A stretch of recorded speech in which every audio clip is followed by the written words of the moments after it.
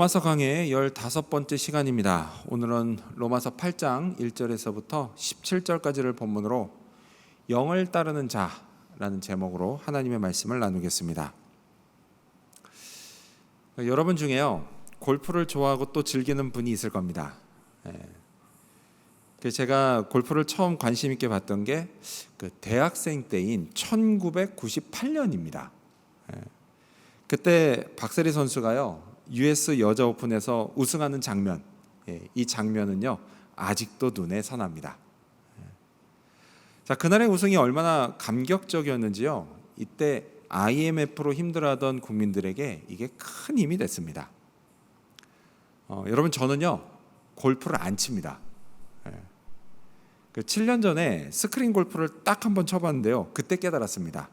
아, 이건 내 길이 아니구나 라고요. 제가 웬만한 스포츠는 다 하거든요, 어지간하면. 근데 이거는 진짜 어려워도 너무 어려웠습니다. 그 공을 30개 정도 쳤는데요, 제가 생각한 대로 맞은 게 딱 한 개밖에 없었어요.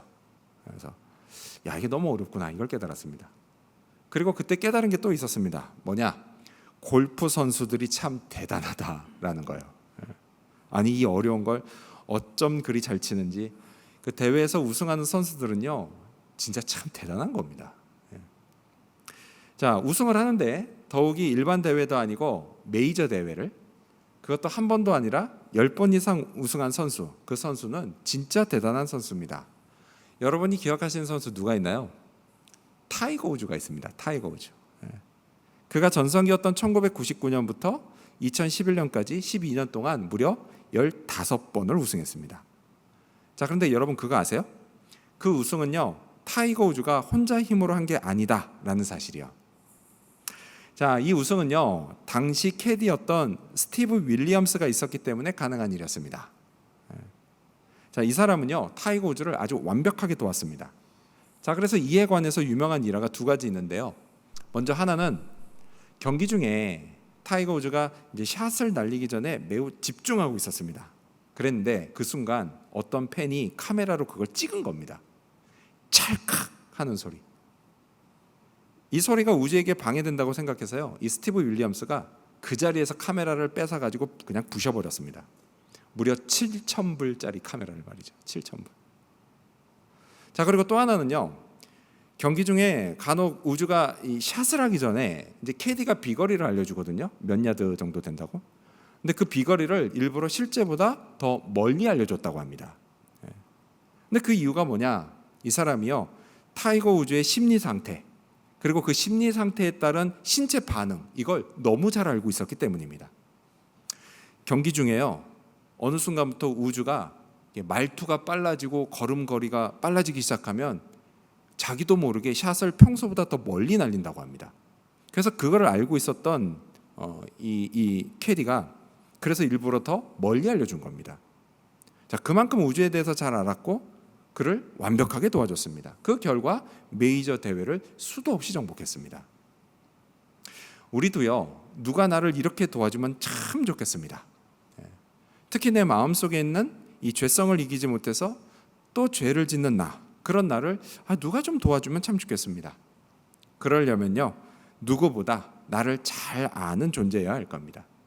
근데 참 감사하게도요 그런 존재가 있습니다. 오늘 본문이 이에 관한 말씀입니다. 자, 지난 시간에 우리는요 로마서 7장을 통해 우리 마음속에 있는 죄성이 우리를 계속 죄짓게 만드는 문제를 살펴봤습니다. 인간은요 죄성을 이겨보려고 하지만 자기 힘으로는 도저히 안 된다는 걸 깨닫습니다. 그래서 바울이 이렇게 탄식하죠. 누가 나를 이 사망의 몸에서 건져내랴. 하지만요 오늘 본문인 8장으로 넘어오면서 바울은 우리가 이 죄 문제를 극복할 수 있다라고 말합니다. 우리를 도우시는 분이 있기 때문입니다. 그분이 바로 성령이십니다. 성령은요 우리를 누구보다 잘 아시는 분입니다. 그래서 우리가 죄성을 이기고 죄 문제를 극복할 수 있게 도와주시는 분입니다. 자, 그렇다면 성령의 도우심을 받기 위해 우리에게 필요한 건 과연 무엇일까요? 성령은 우리를 어떻게 도우실까요? 우리를 위해 또 어떤 일을 하실까요?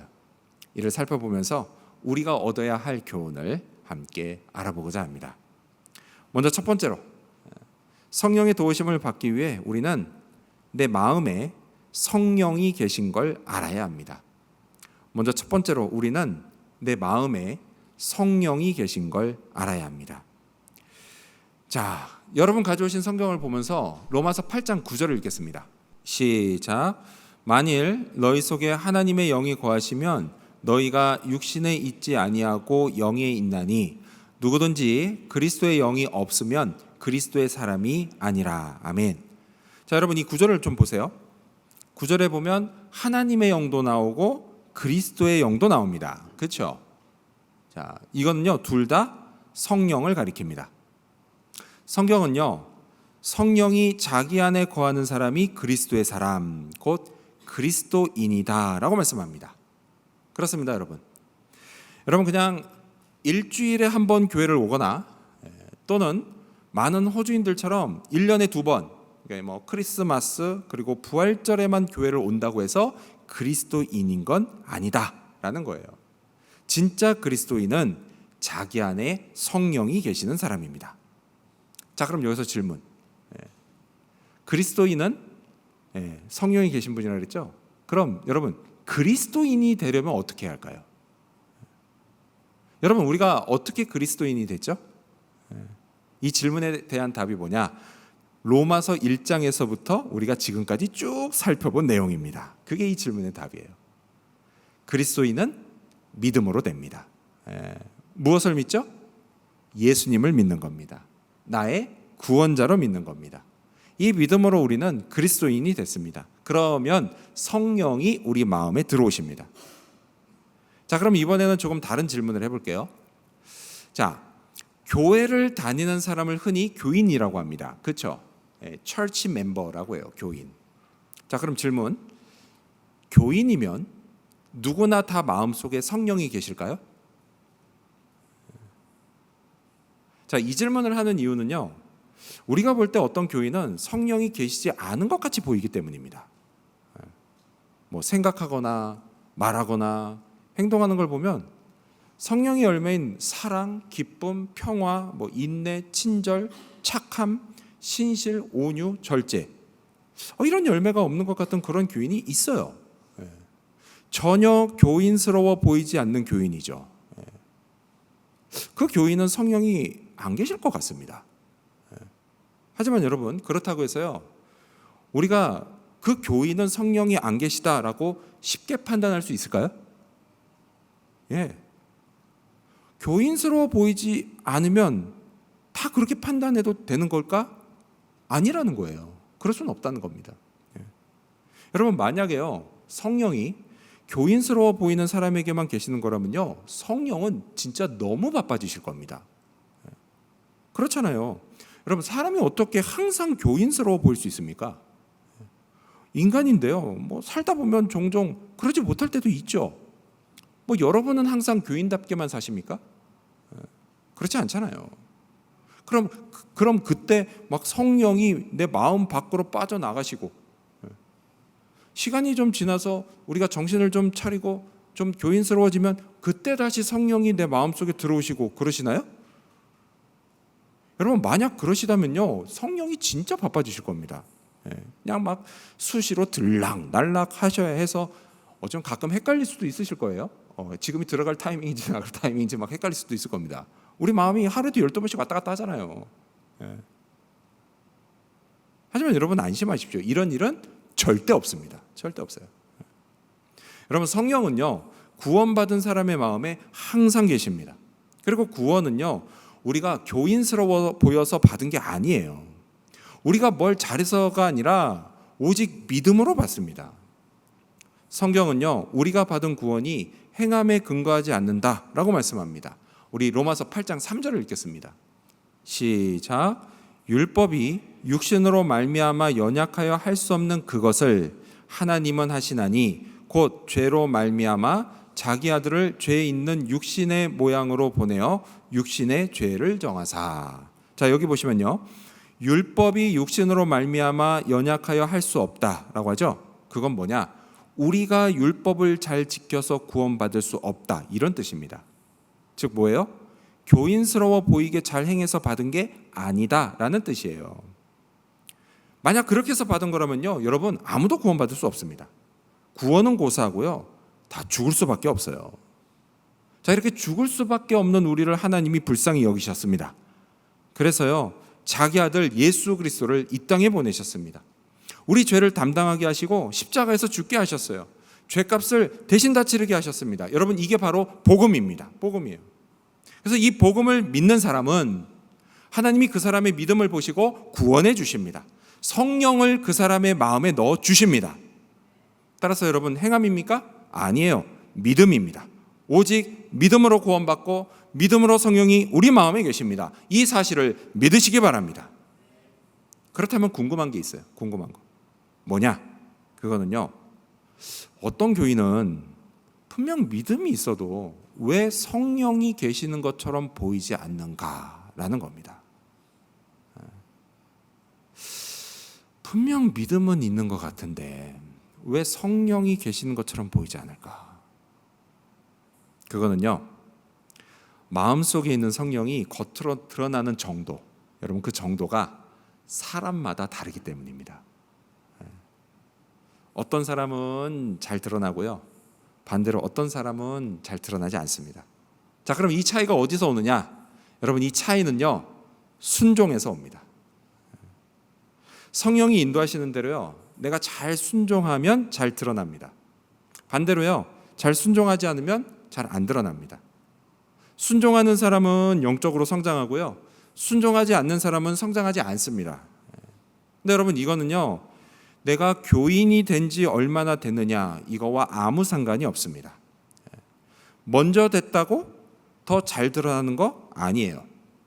나중에 됐어도요, 먼저 된 사람보다 훨씬 더 잘 드러나는 경우가 많습니다.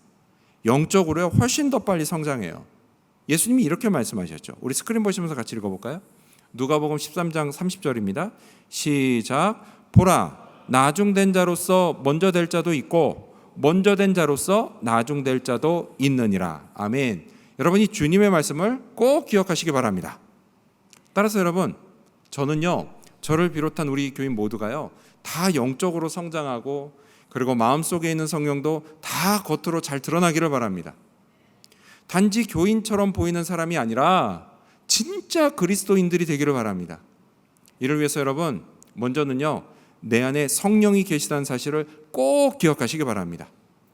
또요, 성령이 인도하시는 대로 순종하려고 하시기를 바랍니다. 그러면 됩니다. 지금까지는 내가 그렇게 하지 못했다 이렇게 생각되시는 분은요, 지금부터 잘하면 됩니다. 여러분, 지나간 시간 돌이킬 수 있나요? 돌이킬 수 없죠. 그거 돌이키려고 애쓴 사람은 어리석은 사람입니다. 여러분, 과거는 그냥 과거일 뿐이에요. 지금부터 잘하면 됩니다. 그게 중요합니다. 그래서 여러분이 예수님을 진정으로 믿는다면요, 예수님이요, 내 구원자라는 걸 확신한다면요, 성령은 분명 여러분 마음속에 계십니다. 그리고 이제 그 성령을 따르려고 하십시오. 성령이 내게 하시는 말씀에 귀를 기울이십시오. 그리고 또 내가 뭐 바라는 게 있으면요, 성령께 말씀하십시오. 그리고 성령이 내게 주시는 감동, 그걸 느껴보십시오. 이걸 어떻게 하면 되냐고요? 꾸준히 성경을 읽으면서 큐티하십시오. 기도하십시오. 그리고요, 마음을 다해서 예배를 드리십시오. 그렇게 하나님과 가까워지려고 노력하십시오. 그러면 됩니다. 그러면 성령을 체험합니다. 내 안에 계신 성령이요, 겉으로 드러납니다. 성령의 열매가 맺힙니다. 영적으로 성장합니다. 우리 모두가요, 다 그런 사람이 될 수 있습니다. 나도 그런 사람이 되고 싶다. 이런 분은요, 지금 결심하십시오. 결심하는 우리에게 성경이 이렇게 선언합니다. 2절을 보면요, 그리스도 예수 안에 있는 생명의 성령의 법이 죄와 사망의 법에서 너를 해방하였음이라. 아멘. 그렇습니다, 여러분. 성령의 법이 죄와 사망의 법에서 우리를 해방합니다. 죄를 짓고 또다시 사망의 음침한 골짜기를 헤매는 우리를 누가 건져주세요? 성령이 건져주십니다. 다시 새로운 삶을 살게 하십니다. 여러분, 이걸 믿으시기 바랍니다. 여러분, 우리는 예수님을 믿는 사람입니다. 우리는 다 그리스도 예수 안에 있습니다. 성령이 우리 마음에 계십니다. 성령의 법이 우리를 다스립니다. 이 사실도 믿으시기 바랍니다. 이러한 믿음으로 성령의 도우심을 받는 저와 여러분이 되시기를 축원합니다. 성령의 도우심 어떻게 받을 수 있을까요? 두 번째로 우리는 성령의 일을 생각해야 합니다. 두 번째로 우리는 성령의 일을 생각해야 합니다. 자, 5절 여러분 성경 보시면서 읽겠습니다. 로마서 8장 5절입니다. 5절 시작. 육신을 따르는 자는 육신의 일을, 영을 따르는 자는 영의 일을 생각하나니. 자, 여기 보면 육신이 나오죠. 여러분 이 육신은요 죄성의 지배를 받는 자를 뜻합니다. 자, 그리고 영이 나오죠. 이 영은 성령입니다. 성령을 뜻해요. 자, 육신은 죄성의 지배를 받는 자하고 영은 성령이에요. 여러분 사람은요 그 사람이 무엇을 생각하느냐 이거에 따라서 두 종류로 나눌 수가 있습니다. 하나는 육신을 따르는 사람이고요, 다른 하나는 영을 따르는 사람입니다. 자, 우리가 읽었던 이 5절 말씀을 보면요 생각하나니라는 단어가 나옵니다. 이 단어가 헬라어 원어로는 프로누신인데요, 이건 원래 무슨 뜻이냐면 집중한다 이런 뜻이에요. 집중한다. 근데요 한 번만 집중하고 마는 게 아니라 계속해서 집중한다 이런 뜻이에요. 여러분 사람은요 자기 생각이 집중하는 것을 따라서 삽니다. 그래서요 육신의 일, 곧 잘못된 욕심이나 야망을 이룰 생각에 집중하면 그 사람은 육신을 따르는 사람이 됩니다. 근데 그러지 않고요 영의 일, 곧 하나님의 일에 생각을 집중하면 영을 따르는 사람이 됩니다. 자, 이렇게 육신을 따르는 사람과 영을 따르는 사람, 여러분 이 둘 중에 우리는 어떤 사람이 되어야 할까요? 마땅히 영을 따르는 사람이 되어야 합니다. 여러분 영을 따르는 사람은요 무슨 말을 하거나 행동을 할 때 먼저 하나님을 생각합니다. 내가 이렇게 말하면 하나님이 기뻐하실까? 내가 이렇게 행동하면 하나님이 싫어하지 않으실까? 이런 생각을 합니다. 그리고 또 이런 생각도 하죠. 여러분 우리가 살다 보면요 가끔 이걸 어떻게 말하고 어떻게 행동해야 될지, 또는 이걸 어떤 걸 선택하고 어떻게 결정해야 될지 막 헷갈리고 좀 애매할 때가 있습니다. 자, 그럴 때요 이런 생각을 하는 거예요. 만약 예수님이라면 어떻게 하실까? 이런 생각하는 겁니다. 자, 그래서 이런 생각을 하는 게 바로 영의 일을 생각하는 겁니다. 이런 생각이 영의 생각이에요. 자, 어때요 여러분? 어렵지 않죠? 그렇죠? 하나님을 생각하고 예수님을 생각하는 거 어렵지 않습니다. 그러니까 여러분 우리가요 늘 영의 생각을 하는 사람들이 되길 바랍니다. 자, 우리 6절을 계속해서 읽겠습니다. 6절 시작. 영의 생각은 생명과 평안이니라. 아멘. 그렇습니다 여러분. 영의 생각을 하는 사람은 뭐가 있어요? 생명과 평안이 있어요. 여러분 이거는요 하나님이 주시는 겁니다. 그래서 그런 사람은요 눈빛이 다릅니다. 그리고 막 생기가 넘쳐요. 그리고 얼굴이 편안합니다. 인생을요 형통하게 삽니다. 근데 여러분 그렇다고 해서요 그 사람에게 아무 일도 없다? 그런 건 아니에요. 여러분 때로는요 이들도 남들처럼 막 시련을 겪습니다. 힘든 일이 찾아와요. 어려운 고비를 만나죠. 그래서 예를 들어서 우리 학생들은 성적이 너무 안 나올 수도 있습니다. 또 우리 청년과 장년들은요 그게 건강 문제일 수도 있고요, 먹고 사는 문제일 수도 있습니다. 아니면 비자 문제일 수도 있어요. 자, 이런 일들로요 큰 어려움을 겪기도 합니다. 그럼 참 힘들어요. 힘듭니다. 그래도 어떡하느냐? 마음의 평안을 잃지는 않는다는 거예요. 왜요? 늘 영의 생각을 하고 있기 때문이에요. 하나님을 생각하기 때문이에요. 영의 생각을 하고 하나님의 생각을 하면요 지금 당장은 내가 너무 힘들어도 분명 하나님께 나를 위한 좋은 계획이 있으시다라고 하는 믿음이 생깁니다. 그리고 그 계획이 지금 실현되고 있다는 그런 믿음도 생깁니다. 그래서 어떻게 해요? 무릎을 꿇고 기도합니다. 이 시련을 견디고 헤쳐나갈 힘과 지혜와 능력을 구합니다. 그리고 그걸 실제로 받으면서 마침내 그 고난을 통과합니다. 여러분 이런 사람을 우리가 뭐라고 부르죠? 믿음이 좋은 사람이라고 부릅니다. 믿음이 좋은 사람. 우리 교회에도요 이렇게 영의 생각을 하는 믿음이 좋은 형제 자매들이 있습니다. 그래서 제가 자세히 이렇게 쭉 보면요 그 형제 자매들에게 몇 가지 공통점이 있어요. 먼저는 입에서 늘 찬양이 나온다라는 겁니다. 찬양을 통해서 능력이 임하는 거 알기 때문이에요. 그리고 또 기도를 합니다. 기도를 해요. 기도하면 하나님이 도와주시는 거 알기 때문이죠. 근데 알기만 하는 게 아니라 뭐예요? 그걸 자주 체험합니다. 그리고 또요, 말씀에 집중하려고 합니다. 말씀이 축복의 통로라는 거 알기 때문이에요. 그래서 말씀을 순수한 마음으로 받아들입니다. 그리고 또요, 예배를 정성껏 드립니다. 예배가 중요하다고 말만 하지 않고요, 실제로 일주일의 삶의 우선순위를 예배에 둬요. 예배를 잘 드리면서 위로와 은혜를 받고요, 힘과 용기를 얻습니다. 자, 이런 사람에게 하나님이 주시는 생명과 평안이 있어요. 자, 그런데 여러분, 이 생명과 평안이요, 그 사람 혼자에게만 있는 것은 아닙니다. 그런 사람들이 모인 곳에도 생명과 평안이 있어요. 그것에요, 하나님이 함께 하십니다.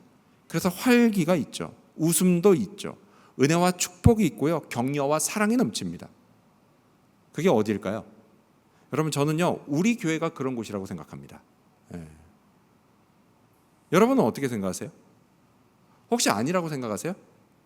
만약 아니라고 생각하시는 분이 있다면요, 그분은 그럼 어떻게 하실 겁니까? 어떻게 하실 거예요? 그럴 때는요, 내가 먼저 영의 생각을 하는 사람이 되면 됩니다. 그러면 나로부터 시작해서 생명과 평안이 넘치는 교인이 하나씩 둘씩 점점 늘어날 겁니다. 그러다 보면 결국 내가 기대하는 그런 교회가 되는 겁니다. 그렇게 하겠다라고 하시는 분은 옆 사람하고 인사를 한번 나누겠습니다. 우리 옆 사람 보시면서 이렇게 인사할까요? 나부터 시작하겠습니다. 한 번 더 인사할까요? 우리 영의 생각을 합시다. 우리 영의 생각을 합시다. 그래요. 나부터 시작하고요, 우리 영의 생각을 하자고요. 자, 그런데 여러분, 이와는 반대로요, 육의 일을 생각하는 사람이 있는 곳에는요, 죽음의 그림자가 드리워집니다. 우리 6절을 계속해서 읽겠습니다. 6절 시작. 육신의 생각은 사망이요 죽음이에요. 그럼 왜 그럴까요? 왜 육신의 생각이 있는 곳에는 죽음이 있을까요? 다른 게 아니에요. 그 사람이요, 욕심과 야망을 이루기 위해서 누군가를 짓밟고 죽이려고 하기 때문입니다. 그래서 죽음이 있는 거예요. 그럼 여러분, 이런 사람이 하나님과 친밀할 수 있을까요? 그럴 수 없죠. 왜요? 하나님은 사랑이시기 때문입니다. 그래서 이런 사람은요, 하나님과 원수가 될 수밖에 없어요. 당연히 하나님을 기쁘시게 할 수도 없죠. 반대로요, 죽음의 권세를 잡은 사탄 마귀를 기쁘게만 할 뿐입니다. 그런데도 여러분, 육신의 생각을 하는 자로 사실 겁니까? 그럴 수는 없어요. 여러분, 우리는요, 반드시 영의 생각을 하는 자로 살아야 합니다. 자, 그럼 어떻게 해야 영의 생각을 하고 영의 일을 따를 수 있을까요? 그래서 성령의 도우심을 받아 죄와 사망에서 해방을 맛볼 수 있을까요? 우리 13절 여러분 성경 보시면서 읽겠습니다. 시작. 너희가 육신대로 살면 반드시 죽을 것이로되 영으로서 몸의 행실을 죽이면 살리니. 아멘. 방법이 뭐냐? 몸의 행실을 죽이는 겁니다. 그렇습니다, 여러분. 여러분, 우리는요, 죽어야 합니다. 역설적이게도 그래야 우리가 삽니다. 그리고 죽기 위해서는요, 먼저 어떻게 해야 되냐? 지금 내가 하는 육신의 일을 당장 멈춰야 합니다. 지금 내가 생각하는 육신의 일 당장 멈춰야 돼요. 그 일이요, 뭐 내 부부관계나 아니면 내 가정을 무너뜨리는 결과를 낳는 일이든, 아니면 그 일이 또는 우리 교회가 주님의 비전을 성취하지 못하게 가로막는 일이든, 아니면 교인들 간에 사랑을 크게 흔드는 일이든, 뭐든지 간에 여러분, 육신의 일, 내가 생각하고 있는 거 당장 멈춰야 합니다. 그래야 누가 살아요? 내가 사는 거예요. 내가 삽니다. 육신의 생각이요, 또 나를 찾아옵니다. 유혹합니다. 그럼 단호히 거부하십시오. 딱 이번 한 번만 더 괜찮아 해도 돼 라고 속삭이는 그 마귀의 거짓말, 거기에 속지 마십시오. 나는 안 속을 거야 라고 방심하지 마세요. 여러분, 방심하는 순간 나도 모르게 넘어갑니다. 여러분, 마귀가요, 여러분을 진짜 교묘하게 이용합니다. 그리고 이용당하는 걸요, 본인은 잘 모릅니다. 그러면서 점점 영적으로 죽어가요. 그래서 나중에 보면 마귀는 살고 자기는 죽습니다. 여러분, 이런 비극이요, 여러분에게 없기를 바랍니다. 따라서 여러분, 내게 육신의 일이 생각나면요, 어떻게 해요? 그땐 지체하지 말고 엎드려 기도하십시오. 성령께 도와달라고 하십시오. 그러면 됩니다. 그리고 그 기도도 그냥 한두 번 하다 말지 말고요, 계속 기도하십시오. 몸의 행실을요, 계속 죽이십시오. 여러분, 몸의 행실 죽이는 거 딴 거 아니에요. 함부로 비난하고 정죄하지 말라는 겁니다. 말 조심하라는 겁니다. 나쁜 행동 하지 말라는 겁니다. 손찌검하지 말라는 거예요. 그게 몸의 행실을 죽이는 겁니다. 여러분, 날마다 죽으십시오. 날마다. 고린도 교회에 보낸 바울의 편지를 보면요, 바울이 이런 고백을 합니다. 고린도전서 15장 31절을 보면, 형제들아, 내가 그리스도 예수 우리 주 안에서 가진 바 너희에 대한 나의 자랑을 두고 단언하노니 나는 날마다 죽노라. 여러분, 바울도요, 날마다 죽었습니다. 마찬가지로 우리도 날마다 죽어야 합니다. 육신의 일을 버리고 영의 일을 생각해야 합니다. 성령을 따라야 합니다. 그러면 성령이 도와주시는 걸 경험하게 될 것입니다. 죄와 사망이 있는 악한 말과 나쁜 행실이 줄어들고 점점 사라질 겁니다. 반대로요, 생명과 평안이 있는 좋은 말과 착한 행실이 점점 늘어날 겁니다. 영의 사람이 되어져 갈 겁니다. 여러분, 이게요, 주님이 우리에게 기대하시는 모습이에요. 성령의 사람, 믿음의 사람으로 살아가는 새로운 모습입니다. 이런 우리를 하나님이 좋아하십니다. 주변 사람들도 좋아합니다. 하나님이 존중해 주십니다. 남들도 존중해 줍니다. 이 사실을 믿으시기 바랍니다. 이러한 믿음으로 늘 성령의 일을 생각하고 따르는 저와 여러분이 되시기를 축원합니다. 마지막 세 번째로, 성령이 하시는, 우리를 위해 하시는 중요한 일 뭐가 있을까요? 마지막 세 번째로, 우리를 하나님의 자녀라고 증언하십니다. 성령이 우리를 하나님의 자녀라고 증언하십니다. 16절, 여러분 성경 보시면서 읽겠습니다. 시작. 성령이 친히 우리의 영과 더불어 우리가 하나님의 자녀인 것을 증언하시나니. 아멘. 성령이 보니까 우리의 영과 더불어 증언하신다라고 하죠. 여러분, 이게 무슨 뜻일까요? 여러분, 이거는요, 우리가 성령의 인도하심을 따라 살아갈 때 성령이 증언하신다, 이런 뜻이에요. 자, 그게 구체적으로 나온 게 14절입니다. 우리 14절 스크린 보시면서 읽겠습니다. 시작. 무릇 하나님의 영으로 인도함을 받는 사람은 곧 하나님의 아들, 딸이라. 아멘. 그렇죠. 우리가 성령을 따라 하나님이 주신 생명과 평안을 누리면서 살아가고요. 그래서 성령의 열매를 맺으면 그것이요, 우리가 하나님의 자녀라는 증거가 됩니다. 자, 한번 여러분 자신을 돌아보세요. 물론 항상 그렇게 살지는 못해도요, 내가 그렇게 살아야지라고 생각한다면요, 여러분, 그러면 그렇게 하시면서 또 성령을 구하려고 하시면서 또 그걸 따르려고 한다고 하시면은 여러분은 분명 뭐예요? 하나님의 자녀입니다. 하나님의 자녀예요. 여러분, 우리가 하나님의 자녀답게 살아야 되지 않겠습니까? 다시 죄의 종으로 돌아가면 안 되지 않겠습니까? 당연히 안 되죠. 당연히 안 되죠. 물론 우리는요, 여전히 죄성이 있습니다. 그래서 또 실족하고 또 넘어집니다. 아무리 조심해도 잘못을 또 저지르죠. 하나님이 실망하실 만한 말과 행동을 또 합니다. 근데 그렇다고 해서 하나님의 자녀라고 하는 우리의 신분이 바뀐다? 그거 아니란 이야기예요. 여러분, 우리는요, 여전히 하나님의 자녀입니다. 만약에요, 잘못을 할 때마다 신분이 바뀐다고 하면요, 여러분, 이거 불안해서 어디 살겠습니까? 그렇게 신분이 자주 바뀌면? 근데 그런 걱정 안 해도 됩니다. 하나님의 자녀라고 하는 우리의 신분 안전합니다. 근데 여러분, 이 안정감이요, 참 중요합니다. 안정감이 없으면요, 참 불안해요. 한 번은요, 그 어린애들이 모여서 놀고 있었습니다. 근데 한 아이가 저에게 와가지고 컴플레인을 했어요. 어떤 애가 자기들이 노는 걸 자꾸 방해한다는 거예요. 보니까 쟤도 같이 놀고 싶어서 그랬겠구나, 이런 생각이 들었거든요.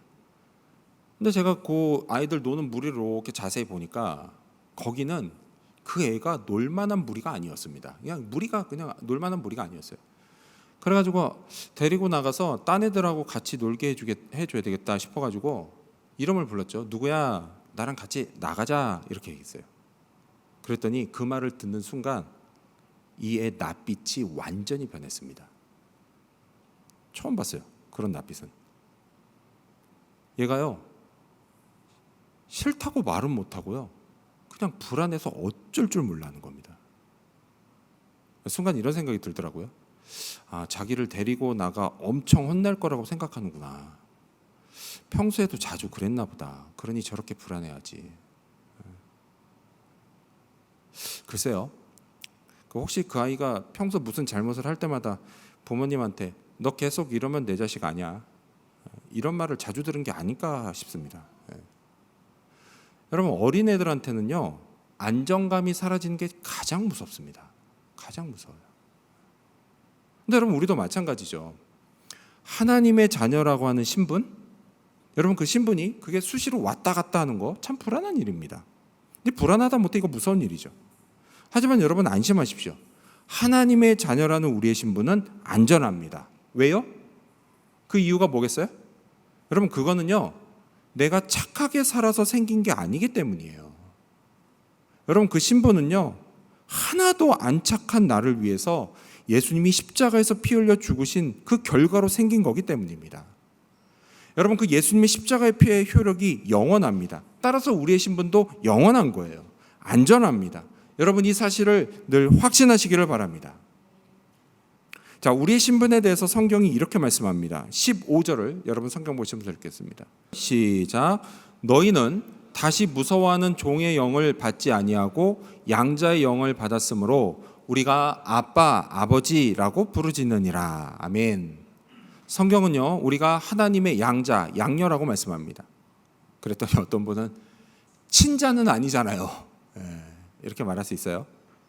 물론 지금은 많이 나아졌다고는 하지만요, 여전히 사람들의 인식 속에는 양자는 친자보다는 좀 못하다, 이런 생각이 있습니다. 하지만 여러분, 당시 로마 제국의 양자 제도는요, 오늘 우리가 생각하는 거하고 완전히 달랐습니다. 자, 이 당시의 양자는요, 법적으로 친자와 똑같은 권리가 주어졌습니다. 유산을 상속받고 권력을 세습하는 데 차이가 전혀 없었어요. 오히려 양자가요, 부모의 관심과 애정을 친자보다 더 많이 받는 경우가 많았습니다. 왜냐? 이유는 다른 게 아니에요. 부모의 입장에서 볼 때는 이 친자는요, 선택의 여지 없이 태어나서 자기 자식이 됐습니다. 하지만요, 양자는요, 자기가 고르고 또 골라서 선택할 수 있었기 때문이에요. 그럼 여러분, 내가 양자 삼으려고 하는데 아무나 선택이 있겠습니까? 아니죠. 자기가 지금까지 어렵게 쌓은 이 재산, 어렵게 쌓은 이 권력, 이거 물려줘야 되는데 그걸 물려줄 수 있을 만큼 진짜 괜찮은 청년을 선택했다라는 거예요. 고르고 골라서. 그러니까 양자에게 관심과 애정을 더 많이 쏟는 거 당연한 일이었습니다. 여러분, 하나님은요, 양자와 양녀인 저와 여러분에게도 마찬가지세요. 큰 관심과 애정을 베푸십니다. 그러니 여러분, 하나님의 양자, 양녀가 됐다는 이 신분 자랑스러워하시기를 바랍니다. 아버지 하나님의 사랑 확신하시기 바랍니다. 그래서 성경은요, 우리가 하나님을 부를 때 그냥 하나님이라고 부르는 게 아니라 한 걸음 더 나아가서 아빠, 아버지라고 부르라고 말씀합니다. 그렇게 부를 수 있도록 누가 우리를 도와주세요? 성령이 우리를 도와주십니다. 여러분, 어린 자녀가요, 아버지를 아빠라고 부를 땐 아빠에 대한 두려움이 없습니다. 부끄러움도 없어요. 체면 차리지 않습니다. 잘못한 게 있어도요, 염치 같은 건 1도 생각하지 않습니다. 왜요? 아빠는요, 언제나 받아주시기 때문이에요. 언제나 품어주시니까요. 아빠는 친밀하니까요. 성경이 하나님을 아빠, 아버지라고 부르라는 건요, 그만큼 하나님이 친밀한 분이시다라는 이야기예요. 하나님께 안기라는 뜻이에요. 힘들고 어려운 일이 있으면 두려움 없이 안기라는 겁니다. 억울하고 속상한 일이 있으면요, 하고 싶은 말 다 하면서 안기라는 거예요. 또 필요한 게 있으면요, 체면 같은 거 차리지 말고 있는 그대로 다 말하면서 안기라는 거예요. 여러분이 꼭 그렇게 하시기를 바랍니다. 여러분이 그렇게 하시면 하나님 아버지의 사랑을 경험하게 될 것입니다. 하지만 참 불행하게도요, 어떤 사람은 그 자기 아버지, 친아버지에 대한 부정적인 기억이 있어서 이것 때문에 하나님을 아빠, 아버지라고 부르면서 친밀하게 대하지를 못합니다. 실제로 그래요. 너무 안타까운 일이죠. 근데 여러분, 이 땅의 아버지는 그럴 수 있어요. 왜요? 아버지도 인간이니까요. 하지만 하늘의 아버지는 다릅니다. 그분은 하나님이십니다. 그분은 사랑이십니다. 그 사랑의 하나님이 저와 여러분의 아빠, 아버지이십니다. 이걸 확신하십시오. 그래서 기도할 때요, 성령의 인도하심을 따라 하나님 아버지를 친밀하게 부르며 기도하시기 바랍니다. 때로는 조용한 목소리로 아빠라고 부르며 기도해도 좋아요. 때로는요, 큰 소리로 아빠! 아빠! 막 부르면서 그렇게 기도해도 좋습니다. 그냥 진짜 하나님이 깜짝 놀라실 만큼 큰 소리로 기도하는 거 좋습니다. 아이 그래도 난 다 큰 어른인데 나는 아빠라고 부르는 건 좀 그래. 이렇게 생각하시는 분 있죠? 괜찮습니다. 그런 분들은요, 아빠라고 부르는 심정으로 아버지라고 부르면 됩니다. 아버지를 부르짖으며 기도하시기 바랍니다. 여러분, 자녀가요 다급하게 아빠를 부르면 아빠가 나타납니다. 나타나서 도와줍니다. 칭찬하고 격려해줘요. 힘과 용기를 줍니다. 조언도 해줍니다. 필요한 걸 사주기도 합니다. 그리고 안 될 것 같은 걸 되게 해줍니다. 여러분, 어린 자녀에게 아빠는요 전능자입니다. 든든한 버팀목이에요. 자, 그런 아빠가 바로 오늘 저와 여러분의 하늘아버지, 우리의 하나님이십니다. 이 사실을 믿으시기 바랍니다. 따라서 여러분, 믿음으로 기도하십시오. 하나님께 매달리십시오. 자녀에게 주어진 특권 100% 사용하십시오. 그러면 은혜를 베푸시고 축복을 더하십니다. 힘을 주시고 내일을 향한 걸음을 멈추지 않게 하십니다. 막힌 문이 열리고 계속 나아가게 하십니다. 좌절과 실패가 아니라 희망과 성공의 인생을 만들어가게 하십니다. 잊지 마십시오. 성령이 여러분의 마음에 늘 함께 하시면서 여러분을 도우십니다. 성령의 일을 생각하는 여러분에게 성령의 능력이 나타날 것입니다. 이 사실도 믿으시기 바랍니다. 이러한 믿음으로 영을 따르는 자로 계속해서 지어져가는 저와 여러분, 그리고 우리 이음지구촌교회 모든 성도님들이 되시기를 주님의 이름으로 축원합니다. 기도하겠습니다.